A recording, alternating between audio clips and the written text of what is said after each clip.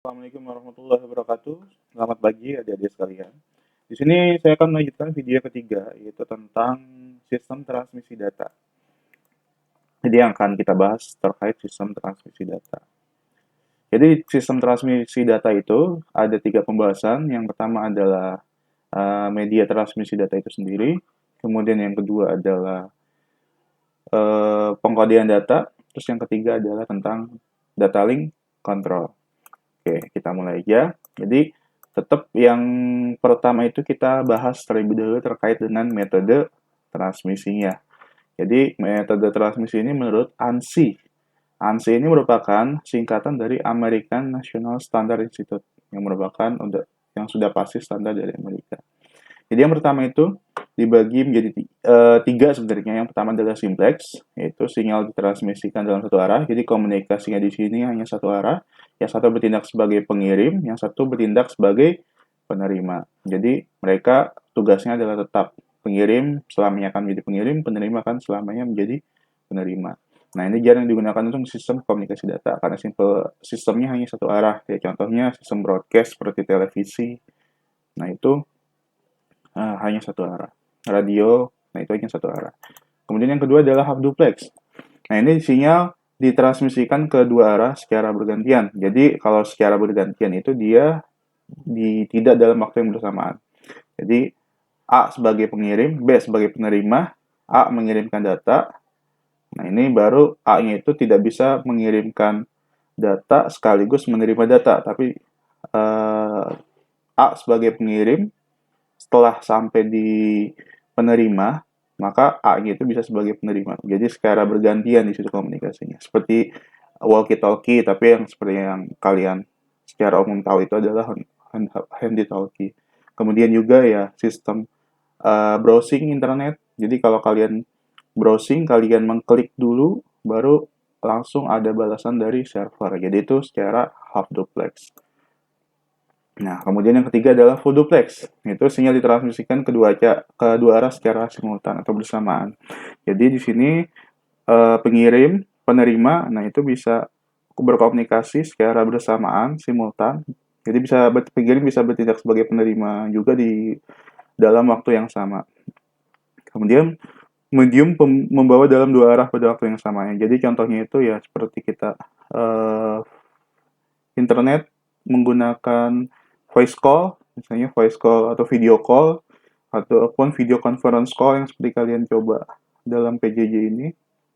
Nah, itu sistemnya adalah full duplex. Jadi komunikasinya secara dua arah, secara bersamaan. Oke, kita lanjutkan.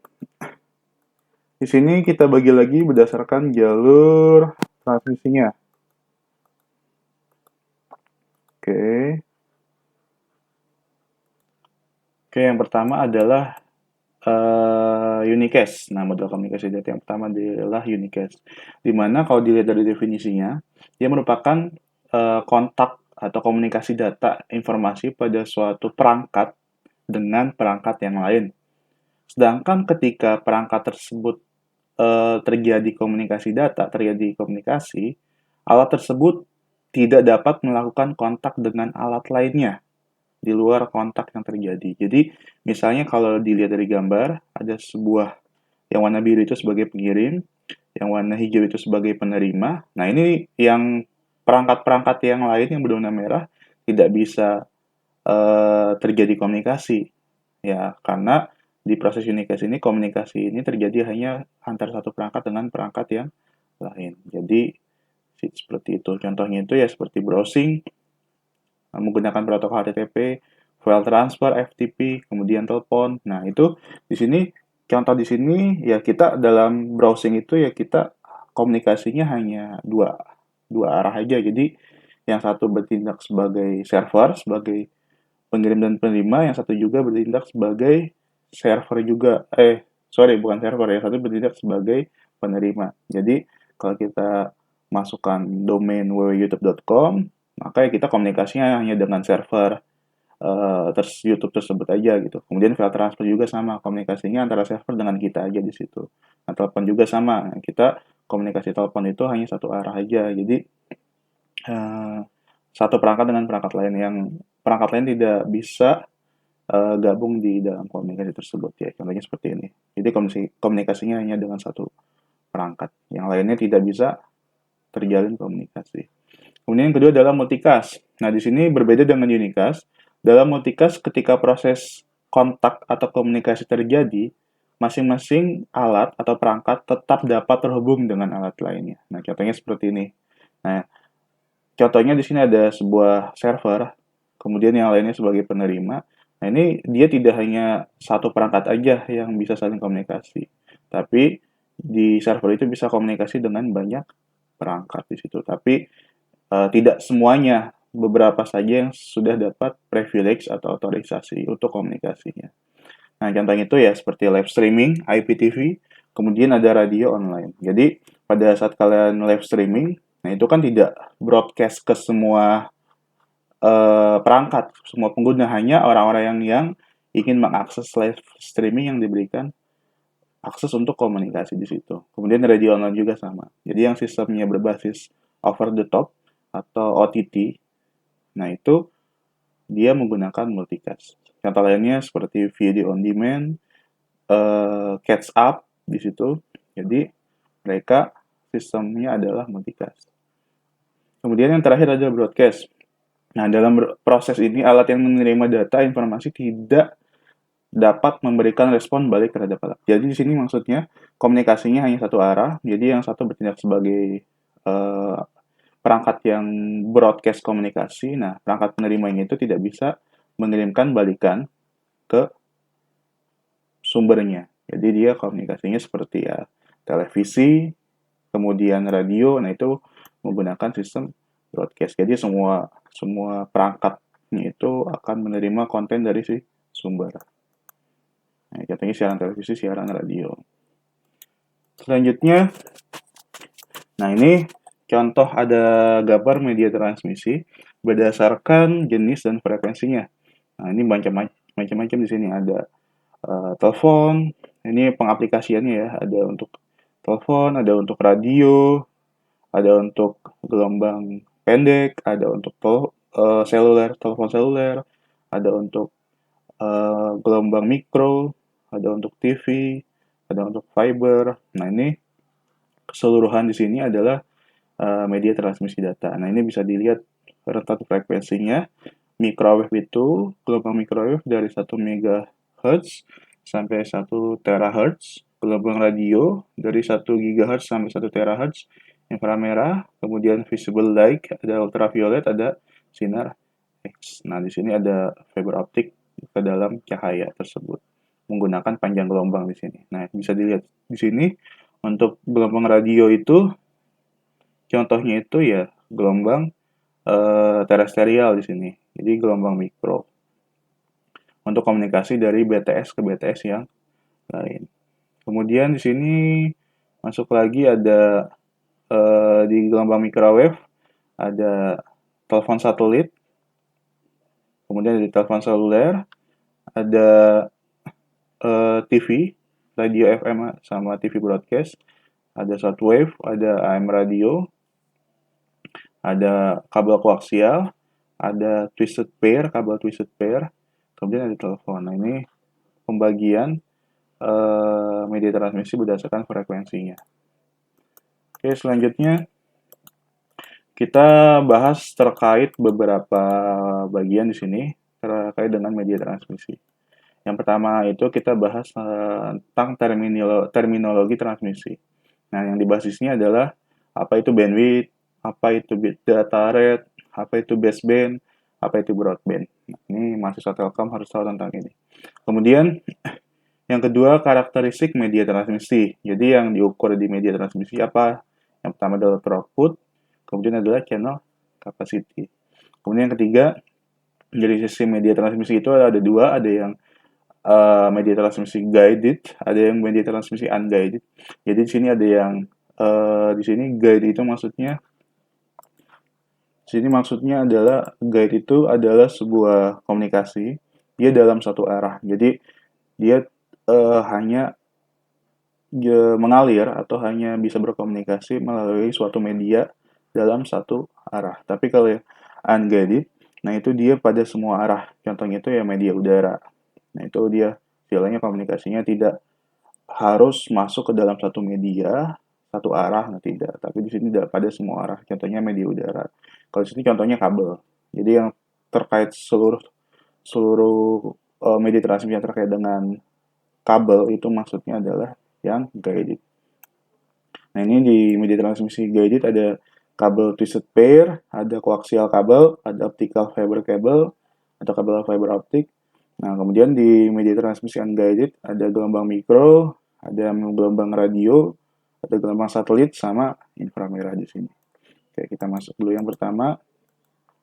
Nah, ini masuk ke terminologi transmisi data. Apa sih itu data rate? Apa sih itu baseband? Apa sih itu broadband? Apa sih itu bandwidth? Nah, itu kita akan bahas di sini. Nah, kalau lihat dari definisinya, data rate itu tingkatan data yang disampaikan melalui media transmisi dengan satuan bit per second. Nah, ini maksudnya rate data atau tingkatan data. Nah, itu maksudnya kalau misalnya kita ada sebuah data, nah itu banyaknya data yang dikirim dalam 1 second itu ada berapa data sih di situ. Nah, itu adalah data rate. Nah, itu. Jadi, dalam 1 second ada berapa banyak data yang dikirim, nah itu adalah data rate. Nah, kemudian yang kedua adalah baseband. Kalau misalnya baseband ini, dia transmisi sinyalnya itu tanpa modulasi. Nah, beda dengan broadband. Kalau broadband kan menggunakan modulasi, tapi kalau baseband dia tidak menggunakan modulasi. Nah, dalam jaringan baseband, sinyal digital 1 dan 0 dimasukkan langsung ke kabel sebagai pulsa tegangan. Ya, di situ sebagai clock di situ, sebagai pusat tegangan. Kemudian yang ketiga adalah broadband.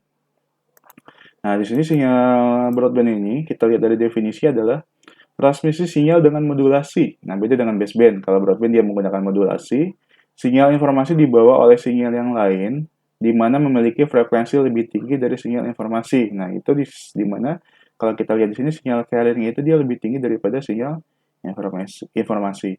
Sehingga sinyal informasi bisa dipindahkan pada jarak yang lebih jauh. Jadi, keuntungannya broadband ini karena menggunakan modulasi, maka dia komunikasinya bisa dengan jarak yang sangat jauh karena ditumpangkan ke frekuensi carrier atau frekuensi yang lebih tinggi. Oke. Selanjutnya ada karakteristik media transmisi. Nah, ini ada dua. Yang pertama adalah throughput. Nah, ini kalau misalnya kalian mengukur QoS, pasti ada parameter throughput di situ. Nah, throughput itu adalah banyaknya data pada medium yang dapat dikirimkan selama periode waktu yang diberikan. Nah, di sini diukur dalam megabit, misalnya 1 juta bit per second. Nah, itu kalau tadi di data rate itu banyaknya data, nah kalau misalnya di throughput itu banyaknya data dibanding dengan waktu. Jadi, banyak data yang dikirimkan dalam waktu 1 second itu, nah itu kecepatannya istilahnya. Kecepatannya berapa? Atau bandwidth-nya berapa di situ. Nah, itu diukur dalam megabit per second. Kemudian ada lagi channel capacity. Nah, di sini channel capacity, kita lihat dari definisinya, data rate atau rate data, atau tingkatan data, yang dapat dikirimkan melalui saluran komunikasi atau kanal di bawah bandwidth kanal yang diberikan. Jadi, banyaknya data atau tingkatan data yang dikirimkan dalam sebuah media saluran komunikasi di bawah bandwidth kanal yang diberikan. Berarti dia harus di bawah dari bandwidth yang diberikan. Data rate-nya berapa di situ. Oke, kita lanjutkan. Kita masuk ke media transmisi guide yang pertama. Nah, di sini ada twisted pair. Nah, twisted pair cable ini bekerja di frekuensi 100 Hz sampai 5 MHz. Nah, ini contohnya ada jenisnya ada dua, yaitu ada sealed twisted pair atau STP. Satu lagi ada unsealed twisted pair. Nah, ini perbedaan. Nah, di sini perbedaannya dia ada semacam pelindung tambahan yang berbahan dasar metal. Jadi ada casing metal tambahan dari si UTP itu. Kalau UTP tanpa pelindung tambahan, tapi kalau SDP itu ada pelindung tambahan. Nah, di sini ada plastik, ada cover pelindung plastik, kemudian ada metal shield. Nah, ini kalau misalnya di SDP ada metal shield di situ, tapi kalau di UTP tidak ada. Kemudian ada insulation. Nah, ini insulationnya untuk melindung tembaganya, pelindung covernya. Kemudian ada cover itu sendiri atau tembaga untuk memasukkan data atau informasi di situ. Nah, kalau misalnya yang unsealed twisted pair ya bedanya hanya tidak menggunakan metal shield ini. Kalau unsealed dia langsung ke plastik cover. Nah, ini kalau unsealed twisted pair atau UTP yang seperti kalian pernah melakukan crimping, dia ada 8 kabel di situ dengan warna-warna yang berbeda, dengan fungsi yang berbeda-beda juga. Kalau kalian menggunakan kabel ini untuk komunikasi cross seperti apa, komunikasi straight seperti apa, jadi harus paham di situ. Nah, oh ya, tadi sebelumnya saya belum menjelaskan tentang bandwidth. Kita break dulu sebentar.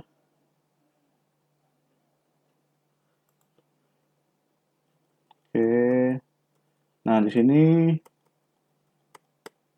oke, bandwidth. Nah, ini bandwidth ini kalau seperti yang kalian pernah tahu juga, dia adalah range frekuensi yang ditentukan oleh saluran atau kanal yang mana merupakan perbedaan atau selisih antara frekuensi tertinggi dengan frekuensi terendah yang mempunyai satuan Hertz. Jadi, selisih antara frekuensi yang paling tinggi dengan frekuensi yang paling rendah disebut sebagai bandwidth di situ. Oke, kita lanjutkan lagi.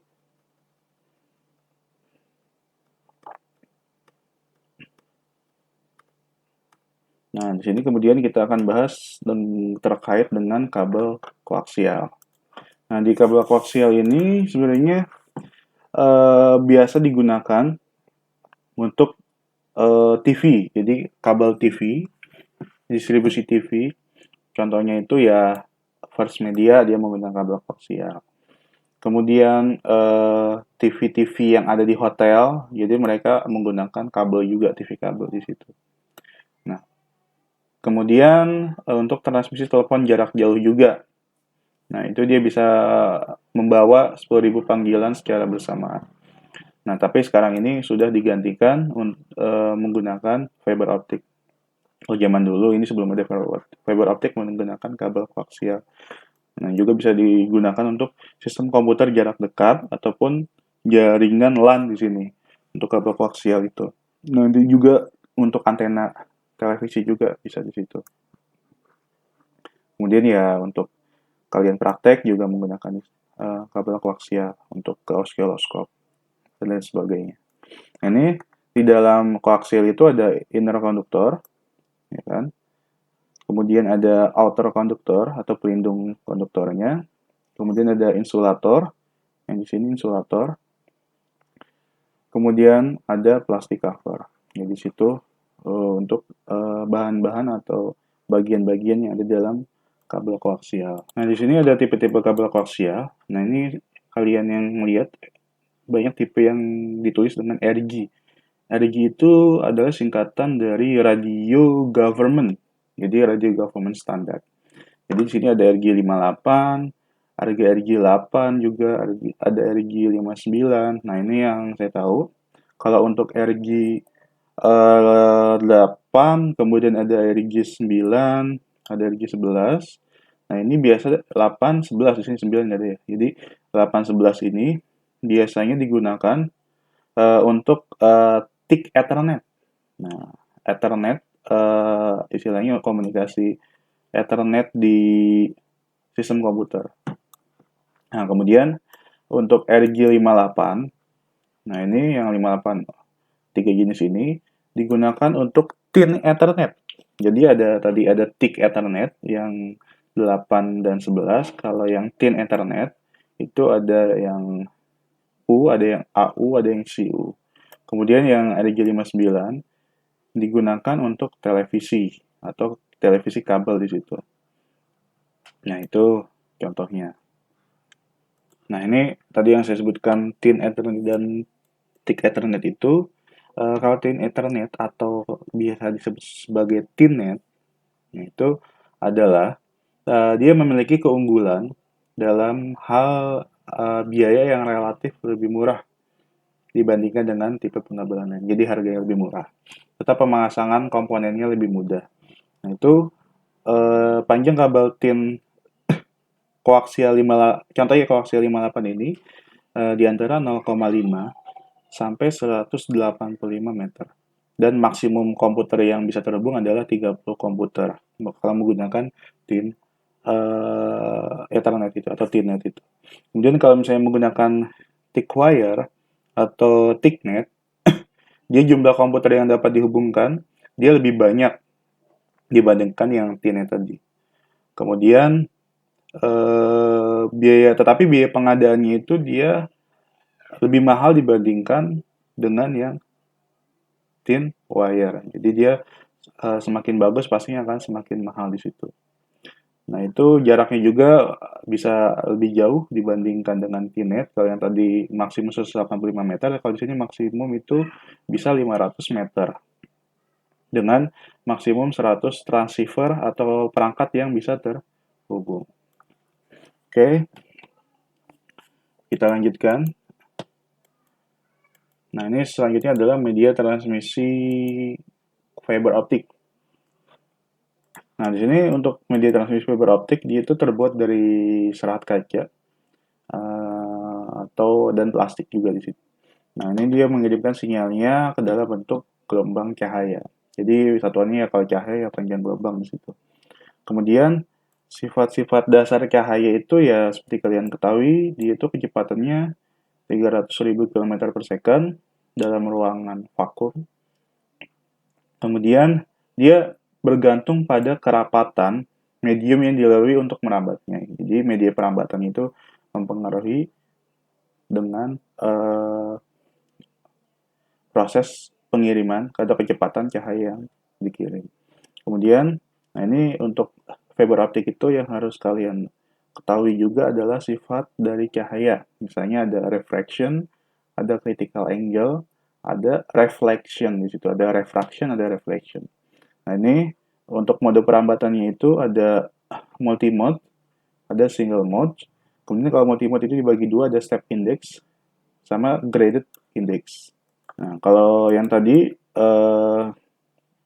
di mode propagation atau mode perambatan ini, fiber optik di sini menggunakan pantulan atau pantulan cahaya atau disebut sebagai reflection untuk perambatan melalui kanal-kanal di kanal-kanal atau saluran di fiber optik itu sendiri. Nah itu dua mode untuk perambatan gelombang cahaya sepanjang kabel fiber optik. Jadi gitu ada dua mode, ada multi-mode sama single mode. Nah di sini kita bahas dulu yang step index, multi-mode step index. Nah di step index ini cahaya dirambatkan melalui core atau inti dengan high density atau kerapatan yang sangat tinggi. Nah, kemudian core dilingkupi oleh cladding dengan low density atau kerapatan yang sangat rendah. Kemudian sorotan dengan sudut kedatangan yang kecil akan hilang. Kemudian cahaya yang dikirimkan bila mempunyai perbedaan panjang saluran, maka dia sinyalnya akan terdistorsi di situ. Itu yang step index fiber multimode. Kemudian kalau yang grade index, dia bisa mengurangi terjadinya distorsi sinyal seperti yang terjadi pada step index. Jadi bisa mengurangi distorsi sinyal. Kemudian core mempunyai bermacam-macam densitas.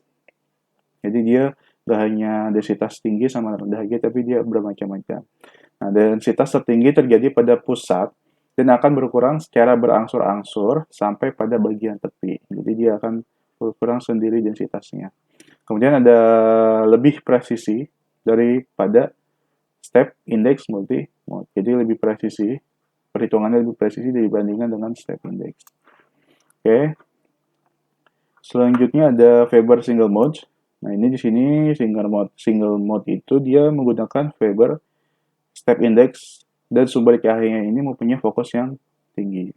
Kemudian karakteristik yang lain, diameter core-nya atau intinya sangat kecil dan low density atau low densitas. Atau disebut juga sudut kritisnya sampai 90 derajat. Nah, kemudian perambatan cahaya mendekati horizontal. Jadi di sini kalau misalnya perambatan cahayanya horizontal, dia delay sama distorsi itu dapat diabaikan. Tuh, karena tidak ada pantulan di situ. Oke, selanjutnya kita bahas terkait media transmisi yang unguided atau yang dia bisa ditransmisikan ke segala arah, pada semua arah, contohnya media udara tadi. Yaitu ada gelombang radio. Oke, di sini contoh gelombang radio adalah penggunaan untuk televisi FTA atau free to air atau televisi analog. Kalau kita lihat secara definisinya, jadi gelombang radio itu ya pastinya menggunakan gelombang elektromagnetik. Nah, tadi seperti yang gambar yang sebelumnya di atas yang saya sebutkan, dia range frekuensinya itu ya di bawah di antara gelombang microwave yang seperti yang saya sebutkan di sini. Nah, di sini ada gelombang radio, kemudian rentannya itu lebih panjang yang gelombang microwave. Kalau gelombang radio ya kira-kira 1 GHz sampai 1 THz gitu. Nah, di sini dia itu bedanya dengan gelombang microwave. Jadi di gelombang radio itu dia sistem pemancaran itu ke segala arah, ya kan? Ke segala arah. Sedangkan kalau microwave itu adalah point to point atau terfokus. Jadi harus LOS, line of sight di situ. Jadi nggak bisa ada obstacle. Nah itu kalau seperti itu, maka ya kita di antena gelombang radio ini beda antenanya dengan yang di gelombang mikro. Kalau gelombang radio ya bisa menggunakan antena Yagi dan lain sebagainya, tapi kalau gelombang mikro ya harus biasanya menggunakan antena parabola. Nah, di situ. Nah, ini dia berpengaruh juga terhadap hujan, petir, dan keadaan alam. Kemudian kalau misalnya gelombang mikro, nah ini untuk memperoleh transmisi dengan jarak yang jauh, jadi biasanya ini jaraknya ya lumayan jauh juga sih. Nah itu misalnya digunakan antara gedung dengan gedung, ya itu misalnya kalau di televisi itu untuk live konser di lapangan dekat stasiun pusat televisi, nah mereka tidak mungkin menjulurkan kabel fiber optik, jadi lebih ribet. Nah mereka biasanya menggunakan parabola, menggunakan komunikasi gelombang mikro. Nah itu dia komunikasinya adalah point to point, yang dirangkai bersama sesuai dengan jarak yang diinginkan. Nah itu menggunakan antena parabolik. Nah digunakan untuk komunikasi jarak jauh, transmisi suara televisi, local network, local data distribution, dan lain sebagainya. Nah ini jaraknya dia bisa lebih jauh. Nah frekuensi yang digunakan ya lebih tinggi, ya, maka semakin tinggi kan semakin terfokus di situ. Dia itu 1 sampai 3 GHz biasanya. Nah ini contoh komunikasinya antara tower ke tower atau BTS ke BTS. Nah, untuk membuat sebuah komunikasi secara gelombang mikro. Kemudian ada lagi gelombang satelit. Nah, di sini kalau satelit itu contoh pengaplikasiannya itu adalah VSAT. Jadi VSAT pada mesin-mesin ATM. Nah, dia kalau misalnya transmisi satelit, dia kalau lihat dari definisinya adalah stasiun relay microwave yang digunakan untuk merangkai 2 atau lebih transmitter atau receiver dari ground base microwave yang dikenal sebagai stasiun bumi. Nah ini maksudnya dalam menggunakan gelombang satelit itu ada proses uplink, ada proses downlink. Nah di bawahnya di stasiun bumi itu ada yang bertindak sebagai kontrol satelitnya, ada yang bertindak sebagai pengirim, antena parabola pengirim, ada bertindak sebagai antena parabola penerima. Di situ. Nah, contohnya penggunaannya untuk ATM, kemudian untuk TV satelit, kemudian untuk telepon satelit, dan lain sebagainya. Kemudian ada lagi inframerah. Nah ini inframerah itu ya contoh penggunaannya itu Contohnya ya thermoscan yang sekarang lagi happening itu untuk mengecek suhu menggunakan inframerah thermoscan. Kemudian juga untuk remote TV dan lain sebagainya menggunakan inframerah itu menggunakan visible light communication. Jadi dengan panjang gelombang dari cahaya. Kemudian kita masuk ke gangguan transmisi. Jadi sebenarnya gangguan transmisi itu dibagi menjadi tiga, yaitu adalah atenuasi, yang kedua adalah distorsi, yang ketiga adalah noise. Nah, ini sini atenuasi itu kalau dari definisinya biasa kita sebut juga sebagai redaman. Adalah suatu keadaan kehilangan energi dalam sebuah transmisi. Nah, sebagian energi listrik dikonversi menjadi energi panas atau desibel. Jadi karena listrik tadi terjadi perubahan menjadi energi panas, maka dia ada redaman di situ. Kemudian, kekuatan relatif dari dua sinyal atau sebuah sinyal pada dua nilai, misalnya desibel sama dengan 10 log 10 P2 dibandingkan dengan P1. Nah, P2 dan P1 ini adalah dari sinyal negatif yang berarti melemahkan. Tapi kalau misalnya nilainya desibelnya positif, dia berarti penguatan. Jadi kalau hasil desibelnya di sini negatif adalah pelemahan, kalau desibelnya positif adalah penguatan. Seperti itu. Nah, ini contoh gambarnya, ini sinyal aslinya, ini sinyal yang terjadi pelemahan, jadi amplitudenya berbeda. Jadi terjadi pelemahan, ini sinyal yang dikuatkan. Bentuk sinyalnya sama, cuma dia amplitudenya yang berbeda. Oke. Kemudian ada noise.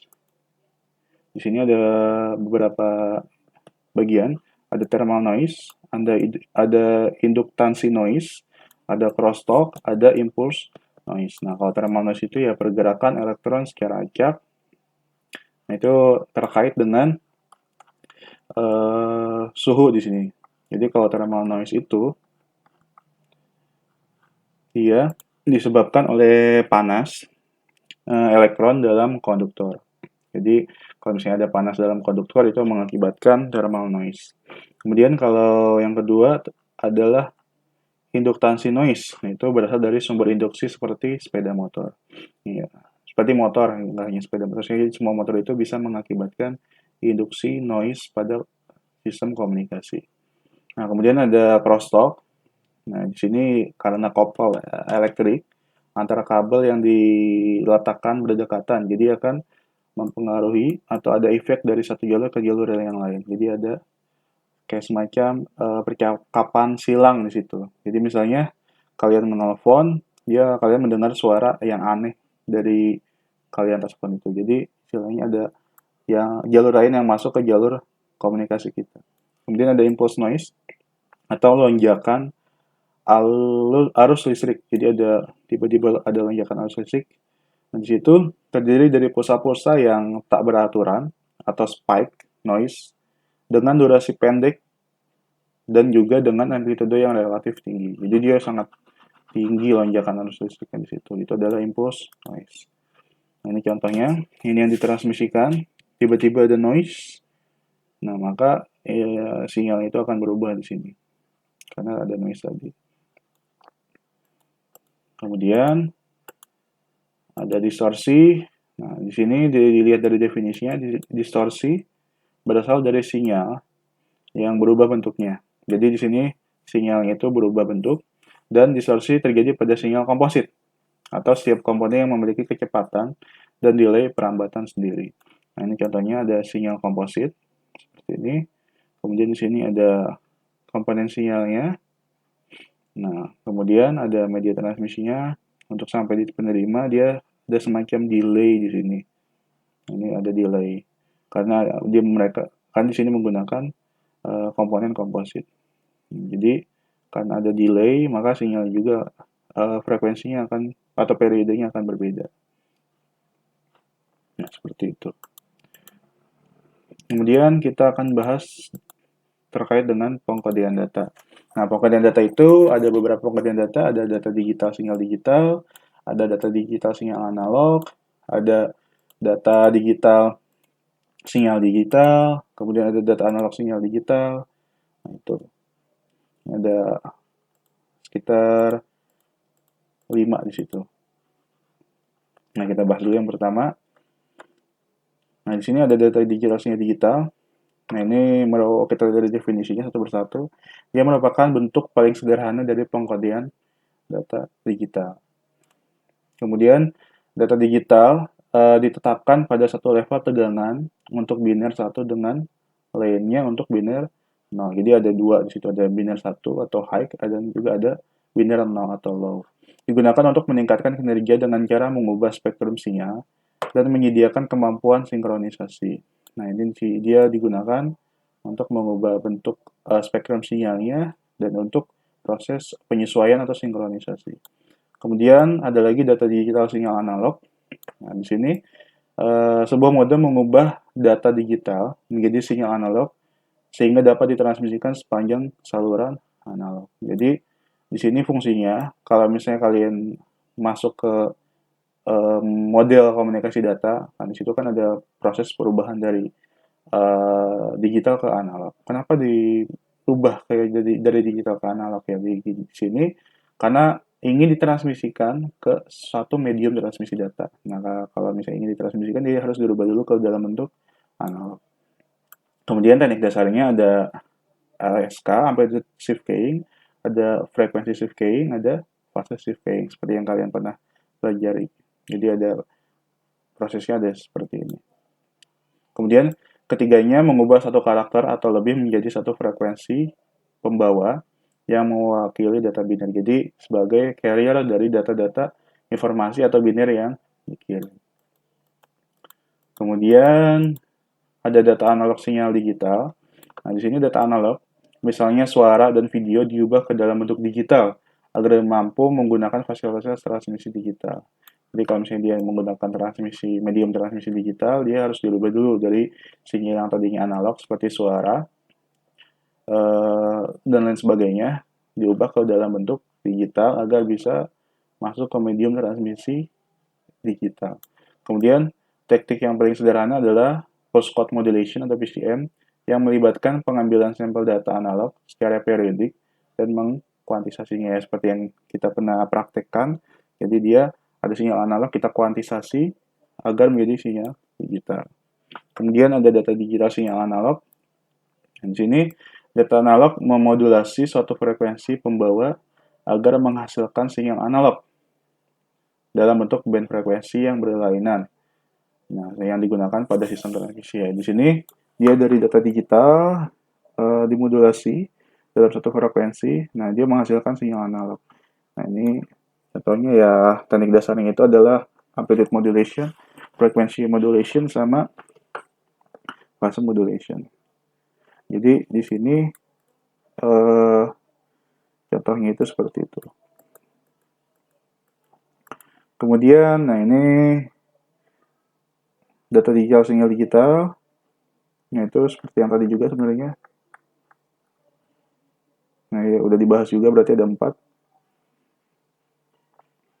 Nah, ini deretan pulsa tegangan yang terputus-putus, yaitu kan ada sinyal 0 dan 1 di situ. Nah, ini contohnya. Misalnya data yang ditransmisikan 01, 011, 00, 1100, dan sebagainya. Nah, untuk 1 itu kita logika sebagai high, 0 itu sebagai low. Nah, ini misalnya ada noise, kemudian ada sinyal yang di atas ditambahkan noise, maka sinyalnya akan seperti ini. Nah, kemudian ada waktu sampelnya, waktu sampling. Nah, data yang diterima di sini berbeda karena adanya noise. Jadi noise ini berpengaruh merubah data yang tadinya 1 menjadi 0 ataupun dari 0 menjadi 1. Contohnya seperti ini. Nah, di sini data aslinya 0 karena ada noise yang tinggi, ada impulse noise yang tinggi, maka dia berubah datanya menjadi 1. Nah, ini tidak relevan untuk pengiriman data. Jadi, data yang dikirim harus data yang sesuai dengan data yang diterima sesuai dengan data yang dikirim.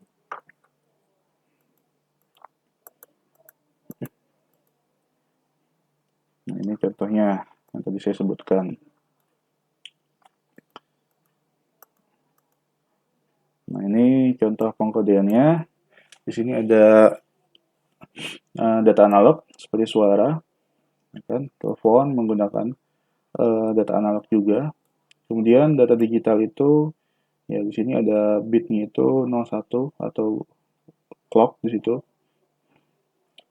Nah, ini bit 01 kemudian dirubah menjadi analog signal. Jadi fungsinya modem adalah modulator dan demodulator. Dia merubah gelombang sinyal yang tadinya digital menjadi analog ataupun sebaliknya. Kemudian di sini untuk data digital atau sinyal digital, ini terkait dengan tegangannya di situ. Jadi kalau misalnya ada analog signal menggunakan kodek, dia akan menjadi sebuah sinyal digital. Nah, kalau misalnya di sini ada lagi contoh lagi digital transceiver. Nah, di sini dari data digital ya tetap menjadi data digital.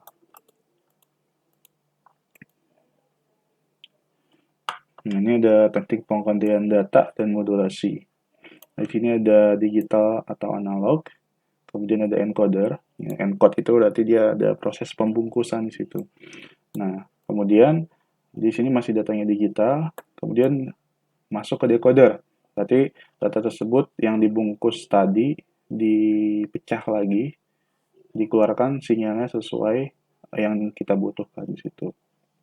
Nah, ini bentuk sinyalnya seperti ini. Pengkodean ke dalam bentuk sinyal digital. Nah, kalau misalnya bedanya dengan sinyal analog, kita lihat di sini untuk input sinyalnya digital atau analog masuk ke modulator ya dia berubah menjadi sinyal analog. Kemudian masuk lagi ke demodulator, itu dia berubah menjadi sinyal analog. Kalau tadi berarti kalau untuk digital menggunakan decoder, kalau untuk analog menggunakan demodulator. Seperti itu. Nah, ini contoh pengkodean datanya. Ada data dengan seperti ini 10101110 bla bla bla. Nah, kalau kita lihat NRZL itu definisinya. Nah, kalau dari definisinya di sini kode ini digunakan ya, dia untuk menghasilkan atau menginterpretasikan data digital oleh terminal proses data atau sinyal aslinya. Berarti yang kita lihat di sini dia tetap sama dengan sinyal awalnya. Jadi kalau sinyal awal seperti ini ya sinyal NRZL-nya akan seperti ini. Jadi akan sama dengan sinyal awalnya. Nah, kalau di sini NRZM, kalau kita lihat secara definisi, itu dia keuntungan transmisi dengan kode diferensial, di mana sinyal dikodekan dengan membandingkan polaritas elemen sinyal yang berdekatan dari harga absolut sinyalnya.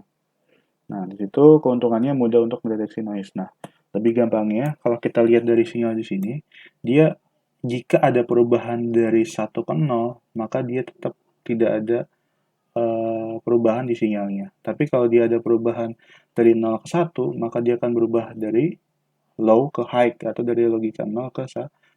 Nah, ini dari 1 ke 1, dia tetap tidak berubah, dia balik lagi ke 0. Kemudian dia dari 1 ke 0, tetap 0, 0 ke 0, tetap 0. Nah, dari 0 ke 1 dia naik lagi. Jadi dia berubahnya hanya dari 0 ke 1. Nah, ini 1 ke 1 dia bakal turun lagi. Nah, kemudian 1 ke 0 dia tetap sama. Nah, dia berubah lagi di sinyal dari 0 ke 1. Ini untuk yang NRZM. Jadi dia berubah jika ada perubahan dari 0 ke 1. Kemudian kalau sama dia balik lagi ke 0. Seperti itu.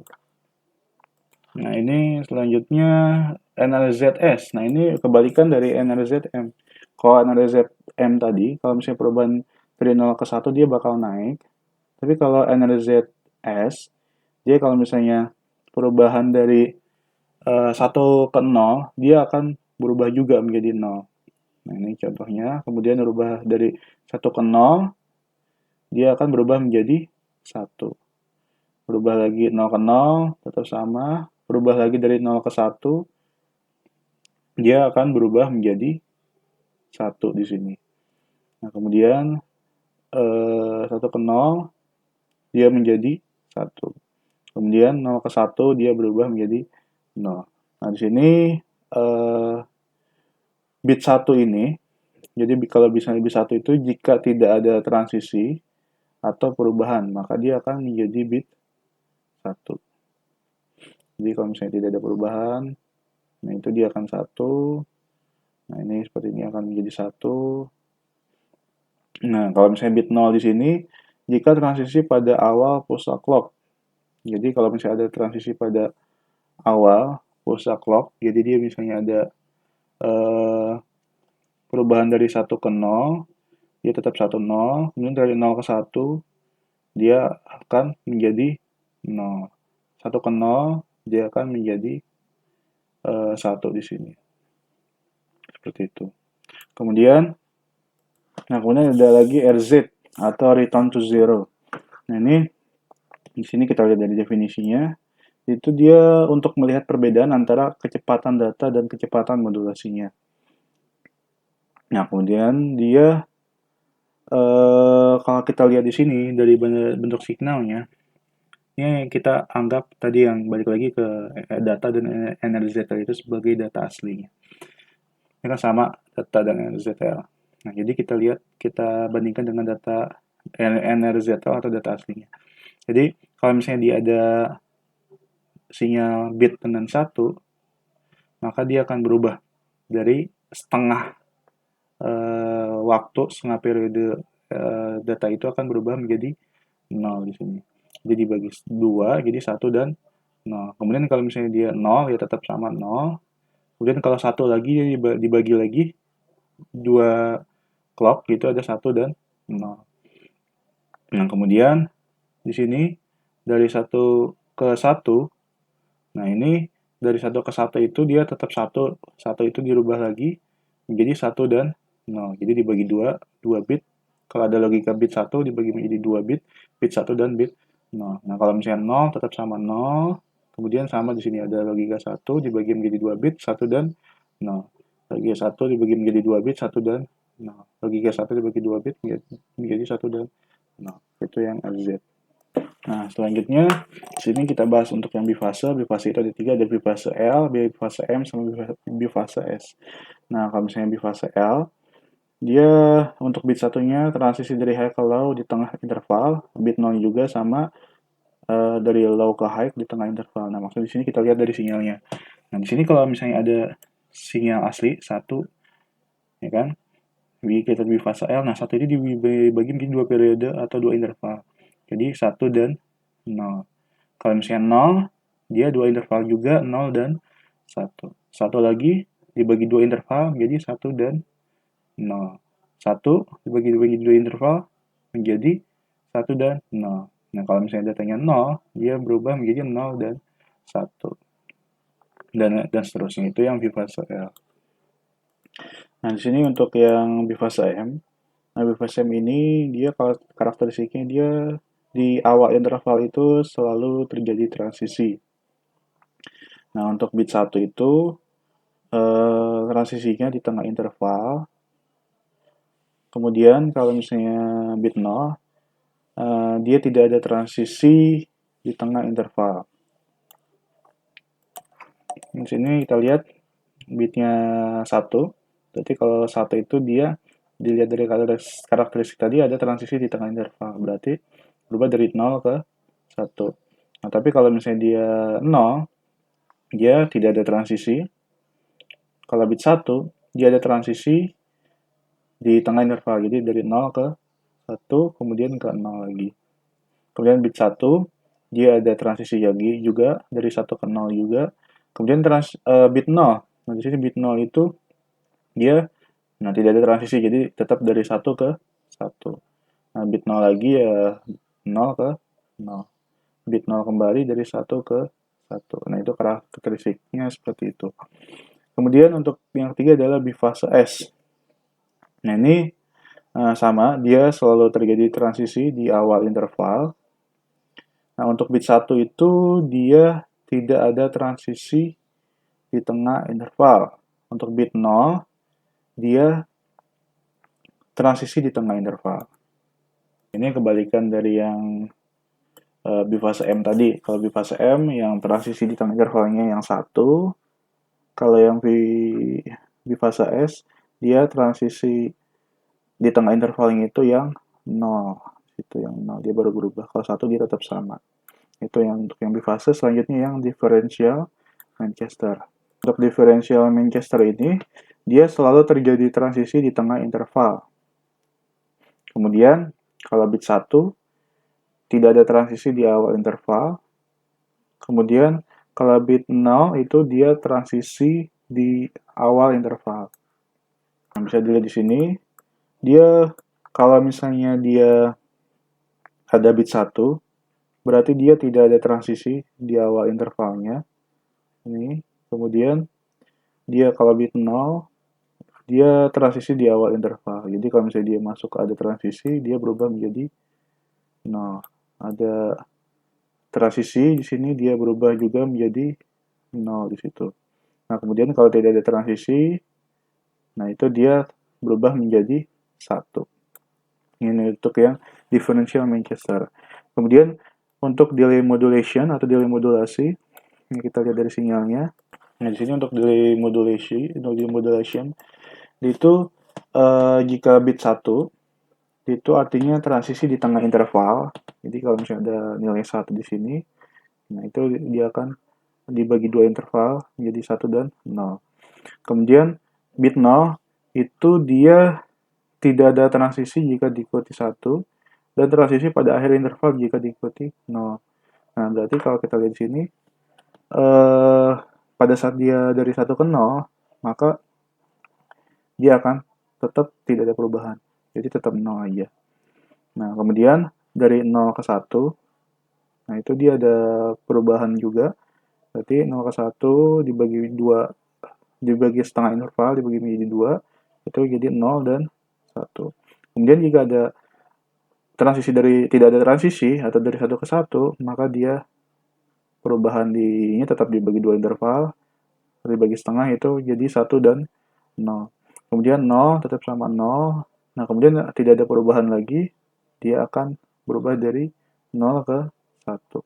Kemudian ada nilai 1, perubahan lagi jadi 0 ke 1, tidak ada transisi, dari 1 ke 0. Jadi seperti itu bentuk sinyalnya.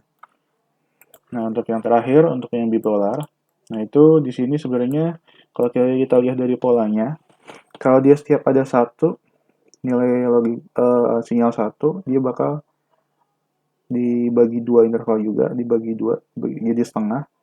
Kemudian dia ketemu 0, dia tetap sama 0, dia ketemu 1, dia akan berubah tapi berlawanan perubahannya, bukan plus 1 tapi minus 1. Kemudian dia ketemu 1 lagi, dia berubah lagi menjadi plus dengan setengah interval. Oke, 0, 0, tidak ada perubahan. Dia ketemu 1 lagi di sini. Berarti tadi yang plus, lawannya menjadi minus. Jadi ada ini lawan-lawannya. Kemudian ketemu 1 lagi, dilawan lagi menjadi plus. Kemudian ketemu 0, tetap sama, ketemu 1, berubah menjadi minus. Jadi ini adalah perlawanan dari setiap dia ketemu 1. Oke, ini saja yang teknik pengkodian data digital. Sekarang kita masuk ke data link control.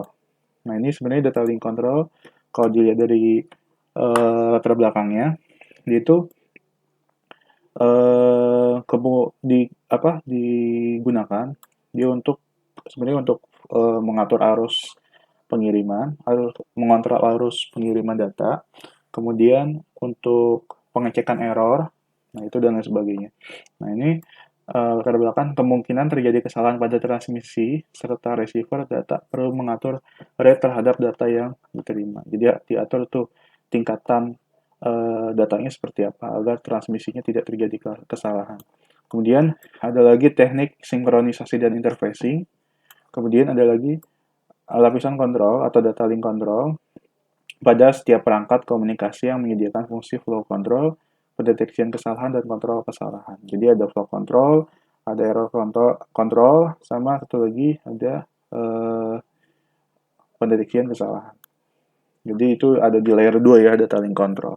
Data link layer. Jadi fungsi-fungsi di layer 2 itu seperti ini. Nah, yang pertama adalah stop and wait flow control. Ini jenis flow control. Jadi Data link control itu ada flow control, kemudian ada error control. Kemudian ada CRC atau pendeteksi kesalahan. Kita bahas dulu yang flow control di sini. Nah, ini ada di sini adalah stop and wait flow control. Di sini ada gambarnya. Nah, stop and wait flow control, control flow berhenti dan tunggu.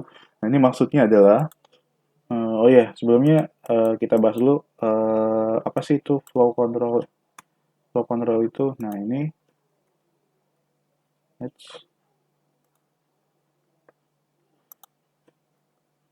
apa sih itu flow control? Nah, ini flow control itu merupakan sebuah teknik yang memastikan bahwa entitas pentransmisi, jadi si transmisi itu tidak membanjiri entitas si penerima dengan data. Jadi sebenarnya datanya terlalu banyak, ini itu juga kan berpengaruh ke konektivitas sebuah data. Jadi harus datanya jangan harus dibatasin gitu, istilahnya jangan terlalu banyak.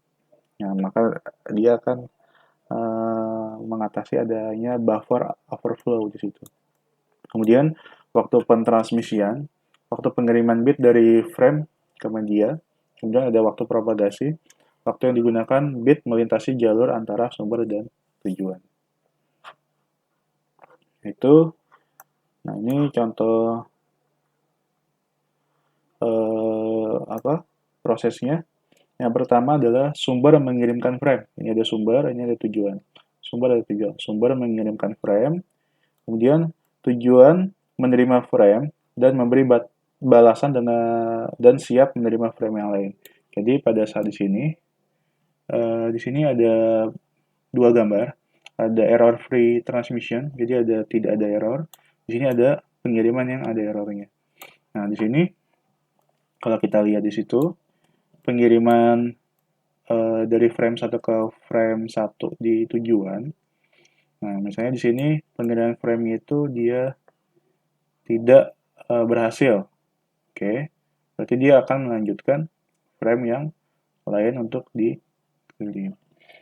Nah, di sini juga frame 4. Nah, pada saat dia frame 4 ada kesalahan, nah ini juga prosesnya tidak akan diterima. Kemudian frame 5, jadi dia hanya menerima frame-frame yang oke atau tidak ada masalah di situ. Nah, di situ dilihat lagi dari ini, sumber menunggu balasan diterima dan mengirimkan frame. Jadi kalau ini sumber pasti dia akan menunggu balasan baru mengirimkan frame yang lain. Sumber menunggu balasannya. Kemudian tujuan menghentikan data dengan cara tidak memberi balasan ACK. Jadi di sini kalau misalnya tujuan di sini dia tidak menerima data, dia mengirimkan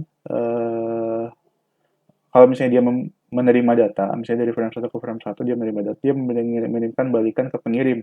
Nah, balikan ke pengirimnya itu disebut sebagai ACK atau acknowledgement. Jadi kalau misalnya nggak ada balikan ACK berarti si pengirim tahu kalau data yang dikirimkan tidak sampai di penerima. Nah, prosedur ini bekerja baik jika frame yang dikirim sedikit. Jadi kalau frame yang dikit, itu dia bisa menggunakan stop and wait flow control ini. Nah, kemudian blok data besar dipecah-pecah menjadi blok data kecil dalam beberapa frame. Itu yang stop and wait flow control. Nah,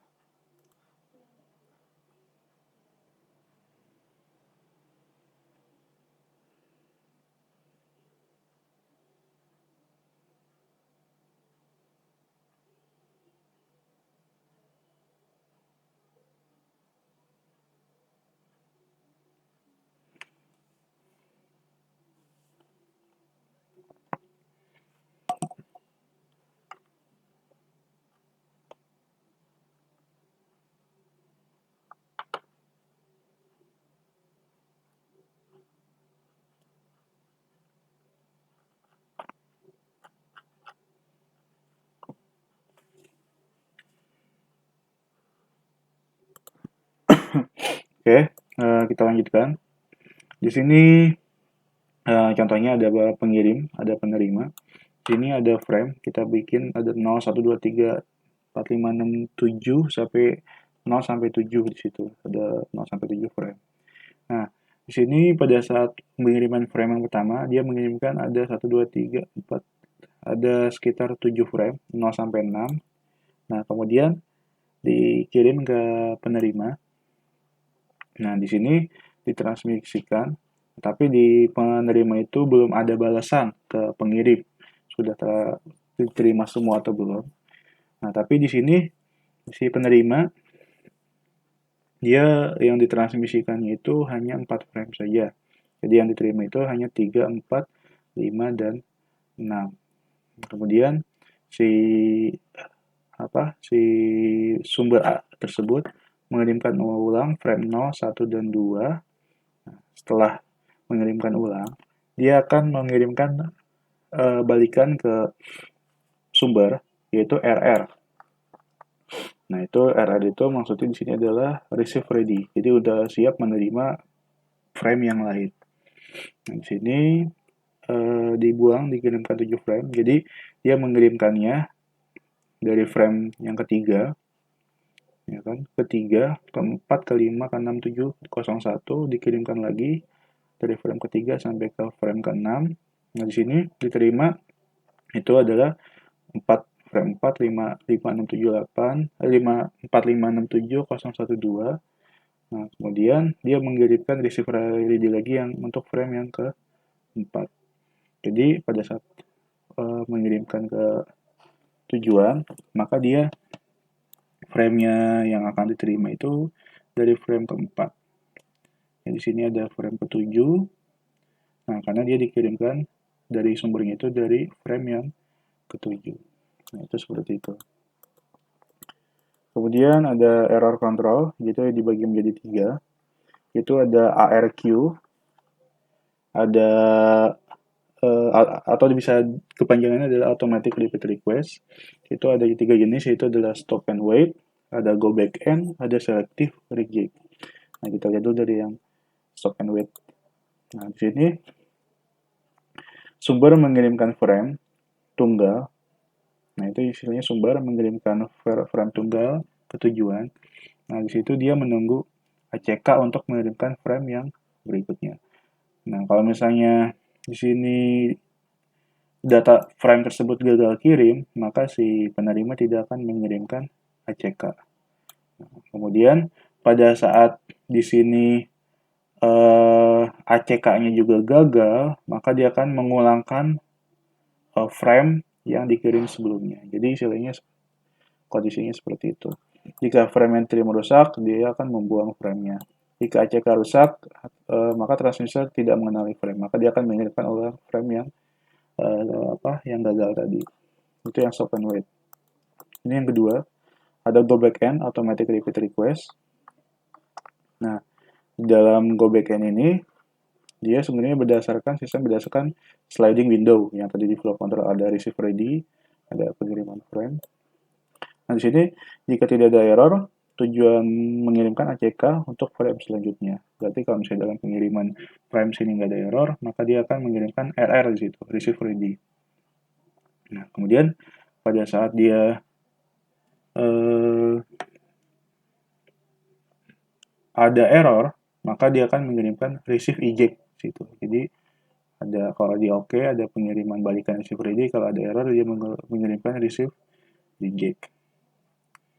Nah, itu pada saat seperti itu, maka pengirim setelah tahu dia ada receive reject, maka dia akan mengirimkan ulang yang frame yang gagal tadi, yang frame 4. Tuh. Nah, berdasarkan sliding window, jika tidak ada error, tujuan mengirimkan ACK untuk frame selanjutnya. Nah, menggunakan window untuk kontrol jumlah frame. Jika error, mengembalikan dengan format REG atau reject. Kemudian ada selective reject automatic repeat request. Nah, ini disebut juga sebagai selective retransmission. Nah, retransmisi frame mempunyai balasan negatif atau reject frames. Menerima frame yang datang dan menahan frame sampai frame valid diterima. Nah, ini minimalkan retransmission. Receiver harus mempertahankan buffer yang besar. Lebih kompleks transmitter karena membuat logik untuk diselipkan pada frame sehingga urutannya tepat. Nah, kita dilihat di gambar. Nah, kita lihat di sini dari gambar selective reject automatic repeat request. Kalau frame-nya dia dikirimkan berhasil, dia akan mengirimkan RR atau receive ready. Selanjutnya, pada saat dia udah 3 frame yang dia 0 sampai 3 frame 0 sampai frame 3 diterima, maka dia akan mengirimkan receive ready untuk frame keempat. Nah, pada saat frame 4-nya itu gagal kirim, nah, si pengirim masih mengirimkan frame yang kelima, frame yang keenam. Nah, tapi dia di-bufferkan atau ditahan dulu sama si receiver. Nah, dia akan mengirimkan selective reject untuk frame yang keempat. Jadi dia mengasih tahu ke pengirim kalau frame keempat itu ada gagal kirim. Gitu. Kemudian si pengirim ya pasti mengirimkan frame yang keempat tadi, keempat. Kemudian sudah sampai di sini, nah dia baru mengumpulkan semuanya dari frame 0 sampai frame 6. Nah, baru dia meminta frame yang ketujuh. Nah, di situ baru pengiriman seperti itu. Oke. Oke, cukup sekian. Mudah-mudahan bermanfaat buat adik-adik sekalian. Assalamualaikum warahmatullahi wabarakatuh.